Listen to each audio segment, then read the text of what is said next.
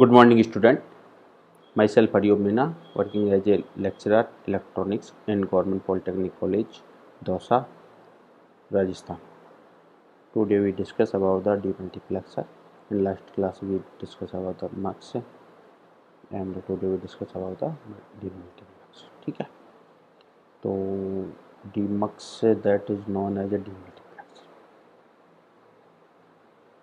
यह भी एक कॉम्बिनेशन सर्किट होता है, जैसे मल्टीप्लेक्सर होता था वैसे एक कॉम्बिनेशन सर्किट होता है।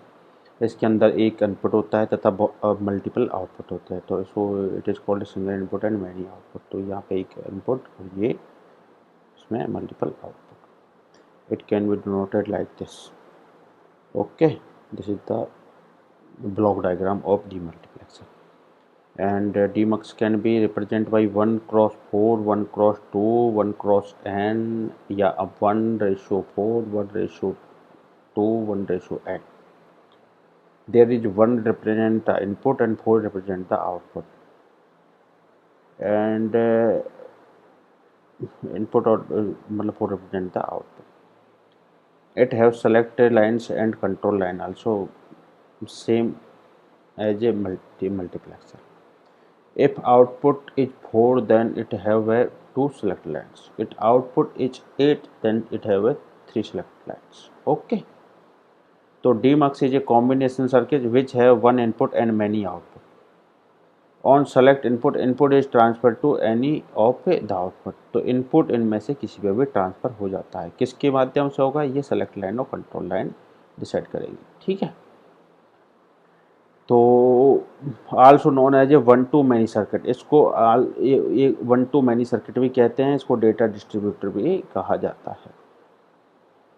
तो 1 और 2 ट्रुथ टेबल S बराबर 0 और S बराबर 1।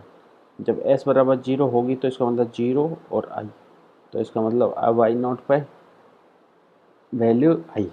इसका मतलब जो 0 वैल्यू होगी तो इनपुट किस पे जाएगा? वाई नॉट पे, और 1 वैल्यू होगी तो इनपुट किस पे जाएगा? वाई 1 पे। तो 1 वैल्यू पे वाई 1 पे, तो वाई नॉट का जो एक्सप्रेशन आता है, वाई नॉट का एक्सप्रेशन आएगा वाई नॉट ये। इस पे आई कब जा रहा है? जब एस की वैल्यू एस बार और आई, ठीक है, और वाई इस पे आई कब जा रहा है? जब एस और आई, ठीक है। तो ये आपका आ गया एक्सप्रेशन वाई नॉट और वाई 1 का। अब ये जो एक्सप्रेशन आया इसको रियलाइज करने के लिए और इसको इम्प्लीमेंट करने के लिए हम क्या करेंगे? लॉजिक गेट की सहायता में। लॉजिक गेट जैसे अभी इसमें इनपुट आया है आई, और ये हो गया आपका सेलेक्ट लाइन्स या कंट्रोल लाइन। तो ये वाई नॉट और ये वाई 1, तो वाई नॉट को सिलेक्ट करने के लिए आई और ये एस बार आई, ठीक है, तो ये हो गया आपका वाई नॉट सेलेक्ट। वाई 1 को सिलेक्ट करने के लिए एस और आई, ठीक है, ये वाई 1 आ गया। तो ये 1x2 मल्टीप्लेक्सर बन गया। इसी तरीके से 1x4 मल्टीप्लेक्सर बनाएंगे। 1x4 मल्टीप्लेक्सर बनाने के लिए हम क्या करेंगे? इसमें हम 4 सेलेक्ट लाइन लेंगे, 4 सेलेक्ट, इसमें 4 आउटपुट लाइन लेंगे, और 4 आउटपुट लाइन के माध्यम से इसमें 4 आउटपुट लाइन लेंगे, और 4 आउटपुट लाइन पर सेलेक्ट लाइन के माध्यम से इनपुट ट्रांसफर होगा। यदि S1 और S0 की वैल्यू जब 0 0 है तो इनपुट किस पर जाएगा? वाई नॉट पे। जब S0 की वैल्यू 1 है और S1 की वैल्यू 0 है तो किस पर जाएगा आउटपुट? वाई 1 पे। जब S1 की वैल्यू 1 है और S0 की वैल्यू 0 है तो आउटपुट किस पर जाएगा? वाई 2 पे, ठीक है। और इसी तरीके से जब Y3, तो Y3 में जब S1 और S0 जो जब सेलेक्ट लाइन या कंट्रोल लाइन की वैल्यू जब 1 1 है तो आउटपुट तो किस पर जाएगा? Y3 पे, ठीक है। तो ये आपका डीमल्टीप्लेक्सर हो गया, ठीक है।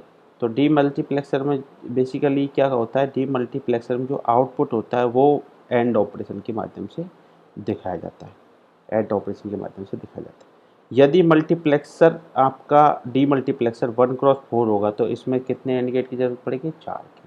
यदि 1x8 का होगा तो इसमें 8 की। 1x n का होगा तो इसमें कितने एंड गेट की जरूरत पड़ेगी? एंड गेट की रिक्वायरमेंट होगी।